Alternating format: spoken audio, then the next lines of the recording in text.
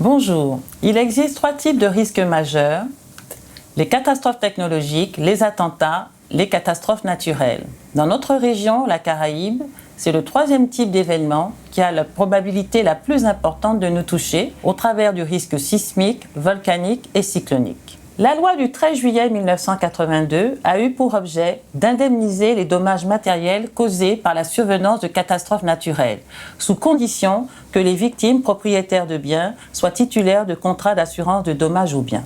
En effet, le système d'indemnisation est basé sur la mutualisation des primes collectées sur tous les titulaires des contrats multirisques habitation, multirisques professionnels et sur les assurés automobiles bénéficiant de garanties dommages aux véhicules. Une partie des primes collectées est reversée à un organisme d'État appelé la Caisse centrale de réassurance. Celle-ci remboursera votre assureur qui aura réglé un sinistre catastrophe naturelle. Votre assureur n'est donc qu'un intermédiaire entre vous et l'État. C'est ce qui explique qu'après la survenance d'un phénomène naturel d'une forte intensité tel qu'un glissement de terrain ou une inondation, on doit attendre la publication d'un arrêté de catastrophe naturelle pris par le gouvernement.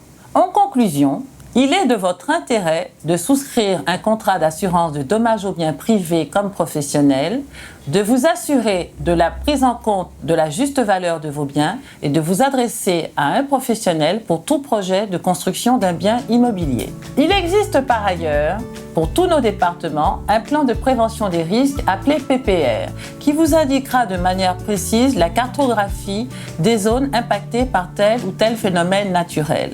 À bientôt! Et n'oubliez pas que nous sommes des professionnels à votre service.